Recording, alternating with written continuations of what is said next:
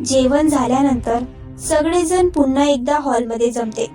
माईंनी एकदा सर्वांवर लक्ष टाकले. मी बोलत असताना आता कुणीही बोलणार नाही. माईंचा कणखर आवाज हॉलमध्ये घुमला. त्या त्यांच्या खानदानी खुर्चीवर बसल्या होत्या, जिथे बसून त्यांनी लोकांना न्याय दिला होता. कोल्हापुरात किर्लोस्कर खानदानाचा एक धबधबा होता. उमा, तुला या घरचे नियम माहिती नाही का? माईने विचारलं. माई, मी काय केलं? तुम्हाला माझीच चूक दिसते, पण बाकीचे जे मला बोलतात त्याचं काय? माई, तुम्ही पक्षपातीपणा करतात, उमा म्हणाल्या. तशा माई हसल्या. आज न्याय होणारच. सान्वी बरोबर जे वागलीस त्याचं काय? त्याचे उत्तर हवं आहे. आणि हो, बसून नाही, हा इथे माझ्यासमोर उभे राहायचं. पहिले सविताची माफी मागायची. पुन्हा मी असं माझ्या मुलीबद्दल बोललेलं खपून घेणार नाही, एवढं लक्षात असू दे. हे तिचं घर आहे, तर ती या घरामध्ये लक्ष देणार. माईंनी स्पष्ट शब्दात उमाची कानउघडणी केली. माईंचं बोलून झाल्यावर नंदू पुढे येऊन माईच्या कानाजवळ जाऊन काहीतरी म्हणाला आणि माईच्या बोलण्याची वाट पाहू लागला. नंदूकडे पाहून त्यांनी इशारा केला, तसे लगेच नंदूने हो मध्ये मान हलवली. नंदू दुसरी बाजूला जाऊन कॉल केला आणि 10 सेकंद बोलून झाल्यावर लगेच कॉल कट करून माईंच्या मागे जाऊन उभा राहिला. काय झालं माई? काही टेन्शन आहे का? कळेलच तुम्हाला, जरा धीर धरा, माई म्हणाल्या. तसे सगळे शांत बसले. माई पुढे काय बोलणार याची वाट पाहत होते. उमाचे मात्र पाय दुखू लागले होते उभे राहून. माई, मी बसू का? उभे राहून पाय दुखायला लागले आहेत, उमा बारीक चेहरा करून म्हणाल्या. नाही, माईंनी सरळ नकार दिला. जो इतर लोकांना रूल आहे तेच या क्षणी तुलाही आहे. तुझ्या बेताल वागण्याला कुठेतरी लगाम लावायलाच हवा. तुला शोभत नाही असं वागायला, तरीही तू वागतेस. काय आणि कसली कमी आहे तुला या वाड्यात? तुझ्या मनासारखं सगळं होईल असं नाही ना. विसरू नको तुझ्यामुळे. माई बोलता बोलता थांबल्या. माई, जाऊ दे ना, आपल्यालाच त्रास होईल सगळं आठवून. तिला काहीच फरक पडणार नाही, कितीही आपण तिला संधी दिली तरी. आता मलाच कंटाळा आला आहे. मुलासाठी मी हिला सांभाळून घेत आहे, नाहीतर तेव्हाच घटस्फोट दिला असता. गिरिराज चिडत पण रागावर कंट्रोल ठेवून म्हणाले. गिरिराज, आपल्या घरात हा शब्द पुन्हा नको. तो या घरातच राहील आणि शेवटची संधी. त्यानंतर तुला आम्ही अशी काही शिक्षा करू की जन्मभर लक्षात राहील. किती आणि काय काय गोष्टींना आम्ही आमच्या मनात, हृदयात साठवून ठेवलं आहे आणि या सगळ्यांचा कधी कडेलोट होईल हे आमच्याही हातात नाही. उमा, आज ही सावित्री किर्लोस्कर तुला शेवटचा इशारा देत आहेत. माईंचा आवाज पूर्ण हॉलमध्ये घुमला. आज माईंच्या आवाजात एक प्रकारचा राग दिसून येत होता. माईंचे बोलून झाल्यावर पुन्हा एकदा शांतता पसरली होती.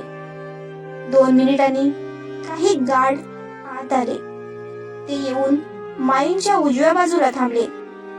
सगळ्या गार्ड्स असे एकत्र येऊन थांबलेलं पाहून हॉलमध्ये बसलेले प्रत्येक व्यक्तीच्या चेहऱ्यावर प्रश्नार्थक भाव उमटले होते.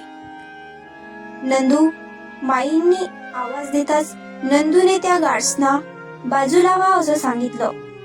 तसे गार्ड लगेच बाजूला झाले. गार्ड्स बाजूला होताच सगळेजण सान्वीला पाहून उठून उभे राहतात. सान्वी, सगळ्याच्या तोंडून निघालं. सान्वी घाबरून खाली पाहत होती, भीतीने थरथरत होती. सान्वीला पाहून सगळ्यांना आनंद झाला होता. ती सुखरूप होती. सान्वी, माईंनी तिला आवाज दिला. तशी ती घाबरत घाबरत एक एक पाऊल टाकत पुढे येत होती. हाताची चुळबुळू चालू होती. ती येऊन माईच्या समोर उभी राहिली. सान्वी, माईने पुन्हा आवाज दिला. तशी ती रडू लागली. माई, मला माफ कर. मला असं नव्हतं करायला पाहिजे नव्हतं. सान्वी घाबरतच हळूच मान वर करून माईंकडे पाहत म्हणाली. तिची अशी अवस्था पाहून सगळ्यांनाच वाईट वाटलं. माई जशा उठून उभ्या राहिल्या तशी सान्वी घाबरून एक पाऊल मागे झाली. घाबरू नको सान्वी, मी तुला ओरडणार नाहीये. मला कळलं आहे सगळं काही. पुण्यामुळे तू घर सोडून गेली ते. त्या तिच्या जवळ येत म्हणाल्या. तसे सान्वीने पटकन माईंकडे पाहिले. माई. सान्वी पटकन माईंजवळ गेली आणि पटकन त्याच्या मिठीत शिरली. त्यांनीही तिला जवळ घेत तिच्या डोक्यावरून हात फिरवला. सान्वी, हे बघ बाळा, रडू नकोस. यात तुझा काहीच दोष नाहीये. बघ इथे माझ्याकडे. तसे तिने मान वर करून माईंकडे पाहिले. तुला मी ओरडले का? माईंनी विचारलं. नाही, तिने मान हलवतच उत्तर दिलं. मग कशाला रडत आहेस? या सुंदर डोळ्यांना त्रास देतेस? ये बस इथे. तिला घेऊन त्या सोफ्यावर जाऊन बसल्या. सान्वीच्या बाजूला बसत त्यांनी माईने तिच्या चेहऱ्यावरून हात फिरवला. हे सगळं पाहून उमाच्या आतल्या आत जळफळाट झाला. ज्या गुणाची नजर माझ्या बाईला लागली असेल ना, ती त्या मेलीची नजर निघून जाऊ दे. माईंनी कडाकडा बोटे मोडत नजर काढली आणि इथे उमाला जोरदार ठसका लागला. माई, गेली ग नजर ज्यांची कुणाची लागली होती ना. आत्या म्हणाल्या. तू काही खाल्लं का? माईने विचारलं. नाही माही, खूप भूक लागली आहे. सान्वी बारीक चेहरा करून म्हणाली. पहिले जेवण करून घे, बोलूया आपण नंतर. नीता, हिचं एक ताट कर आणि अजून एक ताट करून माझ्याकडे दे, माई म्हणाल्या. हो माई साहेब, नीता म्हणाली आणि किचनकडे निघून गेली. बच्चा, एकदा तरी भाईशी बोलायचं ना. तुझ्यासाठी इतका परका आहे का मी, की तू काहीच सांगितलं नाही? जे तू प्रत्येक गोष्ट मला सांगायची, इतकी मोठी गोष्ट तू सांगितली नाही. समरने तिच्या समोर गुडघ्यावर बसून हातात हात घेतला. भाई, आय एम सॉरी, पण खरंच त्यावेळी मला काहीच सुचलं नाही. अशा काही गोष्टी समोर आल्या की मला धक्का बसला. सान्वी अश्रू पुसत म्हणाली. समजू शकतो परिस्थिती तशी होती. प्रॉमिस कर की मला आधी येऊन सांगशील. हा भाई नेहमी तुझ्या पाठीशी असेल. समरने तिच्या हातावर हात थोपटत म्हणाला. हो भाई. सान्वीने हसत मान हलवली. माई साहेब, हे ताट. नीता त्यांच्यासमोर जेवणाचं ताट घेऊन उभी होती. सान्वी, तू जेवून घे. मी आलेच, माई म्हणाल्या. हो माई, सान्वी बोलली. सान्वी डायनिंग टेबलकडे निघून गेली तर माई जेवणाचे ताट घेऊन जिने चढत पहिल्या मजल्यावर गेल्या. पहिल्या मजल्यावर उजव्या बाजूला दुसऱ्या रूम मध्ये दरवाजा उघडून आत गेल्या. सान्वी पटापट खात होती आणि तिला असं पटापट खात असलेलं पाहून आत्या म्हणाल्या. अगं हळू, ठसका लागेल. खूप भूक लागली आत्या, सान्वी म्हणाली.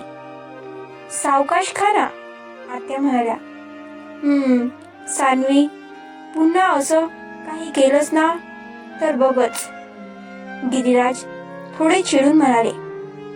सॉरी छोटे बाबा, सान्वी म्हणाली. सॉरी नको बोलू, किती काळजी लागून राहिली तू होती. अशी अचानक का पडून गेली काही कळेना. बाळा, काही असेल तर सांगत जा ग, पण असं नको करू पुन्हा. तुला कुणी काही बोलत असेल तर लगेच मला सांग. उमाकडे जळजळीत कटाक्ष टाकत गिरिराज म्हणाले. हो छोटे बाबा, आता पुन्हा असं नाही करणार. डोळे पुसत सान्वी म्हणाली.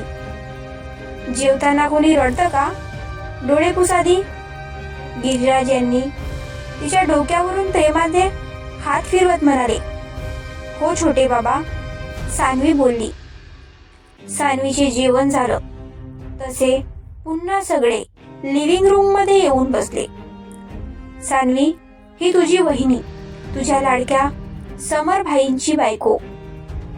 आत्याने सांगितले तसे सान्वीने समोर शर्वरीला पाहिले आणि पाहतच राहिली. आत्या, ही तर. सान्वी बोलता बोलता थांबली. हो, हीच.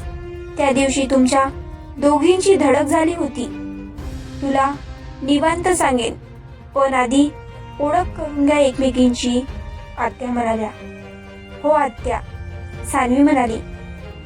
दोघींनी एकामेकींना पाहून छान स्माईल दिली. सान्वीने तिला लगेच वहिनी म्हणून स्वीकारलंही. रात्री उशिरापर्यंत बोलणे चालू होते. सान्वी तिच्या रूम मध्ये निघून गेली होती. शर्वरीने किचन मधला आवरून मग रूम मध्ये गेली. समर, उद्या आपल्याला महालक्ष्मीच्या मंदिरात जायचे आहे. तर मला काय म्हणायचं आहे तुला कळलं असेल ना? माई रोखून पाहत म्हणाल्या. माई डोळे गोल गोल फिरवत म्हणाल्या. समर, मला कळतं सगळं. मी जातो झोपायला आता. झोप आलीये. समर बाळा, इथे आम्हालाही झोप आलीये. आम्हीही झोपायला जाणार आहे. इथे गप्पा मारत नाही बसणार. गिरिराज म्हणाले. बाबा तुम्ही. गुड नाईट बोलून सरळ तो त्यांच्या रूम कडे निघून गेला. इकडे आत्या त्यांच्या खोलीत बसल्या होत्या. त्यांची झोप तर उडाली होती. उमाच्या बोलण्याने त्या दुखावल्या होत्या. जरी त्यांनी बाहेर चेहऱ्यावर दाखवलं नसलं, पण आत त्यांना ते आठवून वाईट वाटत होतं. आत्या, दरवाजा नॉक करून समरने आवाज दिला. तसे आत्याने पटकन डोळे पुसले आणि म्हणाल्या, अरे ये की आत. तसा समर रूम मध्ये आला. तू झोपला नाही का अजून? सकाळी लवकर उठायचं आहे ना? आत्याने विचारलं. नाही, मला सकाळी येते लवकर जाग. ते सगळं सोड. तुझा चेहरा असा उतरला का आहे? डोळे सुद्धा लाल दिसतात. आत्या, तू रडली का? समर आत्याच्या पायाजवळ जाऊन बसला. अरे, तू खाली कशाला बसलास? उठ, आधी वर बस, आत्या म्हणाल्या. तसा समरने नाही मध्ये मान हलवत म्हणाला. नाही आत्या, मला तुझ्या मांडीवर डोकं ठेवायचं आहे. अरे पण, आत्या म्हणाल्या. आत्या प्लीज ना, समर म्हणाला. बरं ठीक आहे आत्या. तू सांगितलं नाही तुझा चेहरा असा का उतरला आहे? समर आत्याकडे पाहत म्हणाला.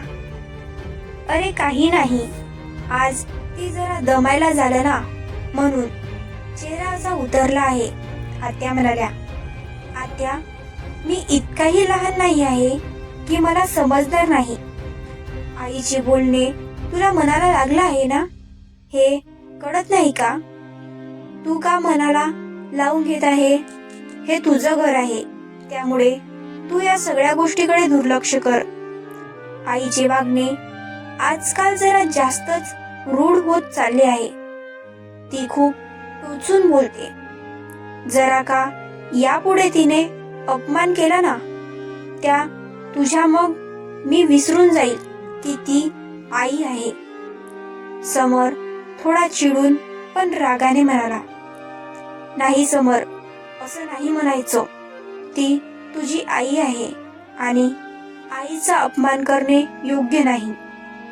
आत्या त्याच्या डोक्यावरून हात फिरवत म्हणाल्या, आत्या, तुझी माया आईसारखी आहे ग. आई कशी एखाद्यावर जीव लावते तशी तू आमच्यावर जीव लावतेस. मला ते कदापि सहन होणार नाही तुझा अपमान झालेला. मग ते समोर कोणी का असेना, त्याला मग मी माझ्या भाषेतच उत्तर देईल, समरने म्हटले. समर, आत्या म्हणाली, ठीक आहे, नाही चिडचिड करणार, पण तू उदास राहू नकोस ग, मला ना सहन होत नाही. समरने म्हटले, बरं, नाही राहणार उदास. तुम्ही सगळे असताना मी का उदास राहीन? आता मग तर मला गप्पा मारायला खूप छान मैत्रीण भेटली आहे. तिच्याशी बोलताना असं वाटत नाही की ती माझ्यापेक्षा लहान आहे. आत्या समरकडे पाहत म्हणाल्या. कोण ग? समरनं विचारलं. शर्वरी, आत्या म्हणाल्या आणि इथे त्याचे कान टवकारले. शर्वरी ती कशी काय? समरने विचारलं. का नाही होऊ शकत? तिचा लागवी प्रभाव आहे. समर तुला सांगत होते की तिने नाही काही केलं, तरीही तू ऐकलं नाही ना. आता मी काय सांगते ते नीट ऐक, आत्या म्हणाल्या. काय? समरने विचारलं. तू शर्वरीची माफी मागणार आहेस, आत्या म्हणाल्या. आणि इकडे समर जवळपास मोठ्याने ओरडला. काय? ओरडू नको. तिची चूक नसताना तू तिच्याशी रूढ वागलास. तिने एका शब्दानेही तुला उलट म्हणाली नाही. ती सांगत होती की खरंच तिने असं काही केलं नाही, पण तू ऐकलं नाही. रागाच्या भरात तू तिला बोलत होतास की नाही? आत्या डोळे वटारून समरकडे पाहत म्हणाल्या. हो, ठीक आहे, तू म्हणत आहेस तर मागतो माफी. समर चेहरा बारीक करून म्हणाला. समर, जिथे चुकले असतील की माफी मागायची. माफी मागितल्याने कुणी लहान होत नाही. उलट तुझ्या मनात जे गिल्ट होतं ना, ते कमी होईल. आणि तुझी बायकोच आहे ना ती आता ती, आणि मला माहिती आहे की ती लगेच माफ करेल तुला. आत्या समरला समजावत म्हणाल्या. हो ग माझी लाडकी आत्या. बरं, तू आता अजिबात विचार करत बसू नकोस. समर आत्याचे गाल ओढत म्हणाला. अरे, आत्या हसत त्याच्याकडे पाहत होत्या. बरं, तुला एकटीला करमत नसेल तर तुझ्या लाडक्या बेस्ट फ्रेंडला पाठवून देतो. हा, पण त्याआधी सॉरी बोलेल. समर शेवटचं वाक्य अगदी सूर लावून म्हणाला. नको, तिला कशाला त्रास देतोय? झोपली असेल आत्यापर्यंत ती. नको उठू, आत्या बोलल्या. नक्की ना? बघ, नाहीतर मी झोपतो तुझ्या खोलीमध्ये. तू रात्रभर विचार करत बसशील. मी तुझ्याच भाचा आहे, तुला चांगलंच ओळखतो.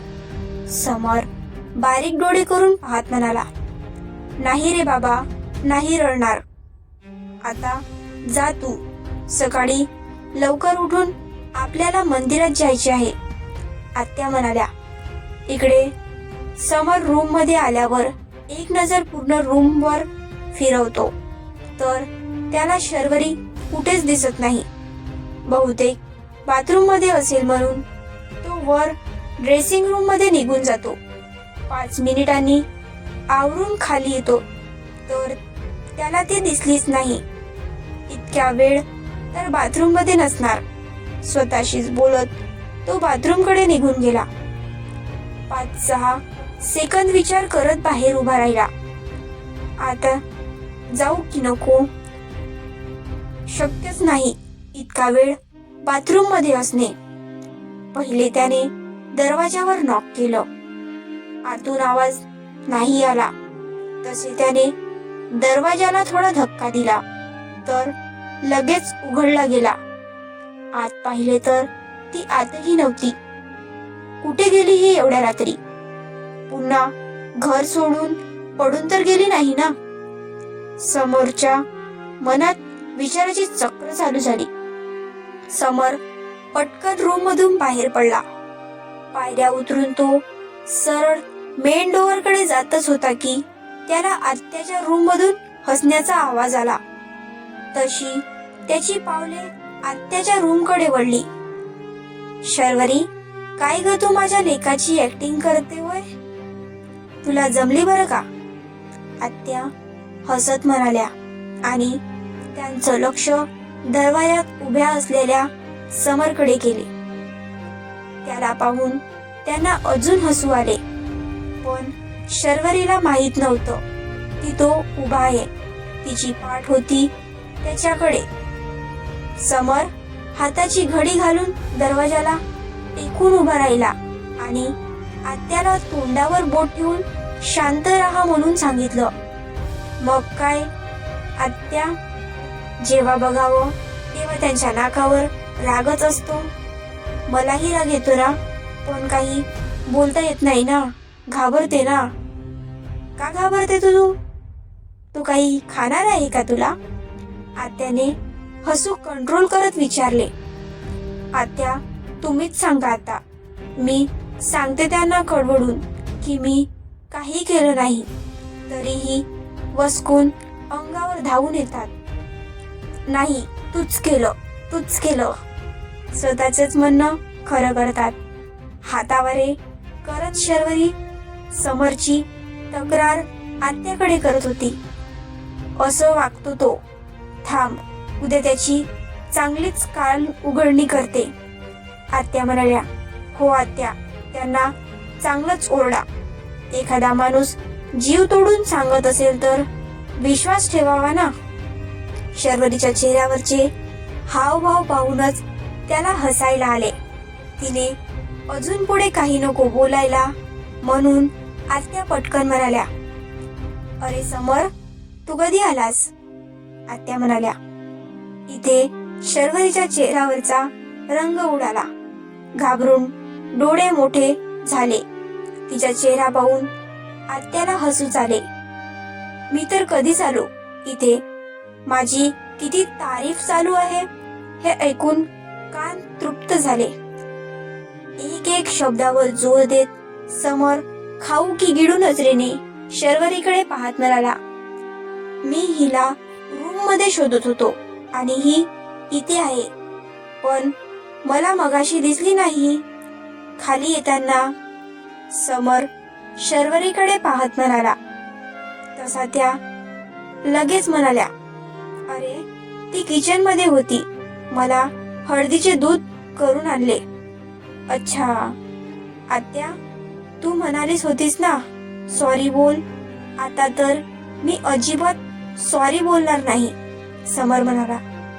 तसे हिने इकडे नाक मुरडलं. हे आणि सॉरी बोलणार काहीही. शर्वरी हळूच पुटपुटली. काय म्हणालीस? तिच्या जवळून आवाज आला तशी ती दचकली. तिने मान वळून बाजूला पाहिले. ते समर उभा होता. काहीच नाही. कुठे काय? शर्वरी घाबरतच म्हणाली. अगं शर्वरी, किती घाबरतेस? तो काही तुला खाणार आहे का की मारणार आहे? शर्वरी बाळा, आपण जर घाबरत राहिलो तर हे जग तुझ्या या वीक पॉइंटचा फायदा घेतील. समोरचा माणूस तुला अजून त्रास देईल. तू समजतेस इतका वाईट नाही माझा समर. हा आगाऊ आहे ती गोष्ट वेगळी. आत्या शेवटचं वाक्य हसत म्हणाल्या. आत्या, खरं तेच बोलते. बरं, जाऊन झोपा आता दोघही. सकाळी लवकर उठायचं आहे ना. काळजी नका करू दोघे, मी ठीक आहे. आणि हो समर, तिला काही बोलायचं नाही हा. आत्या दम देत म्हणाली. हो, नाही बोलणार तुझ्या लाडक्या सुनेला, समर म्हणाला.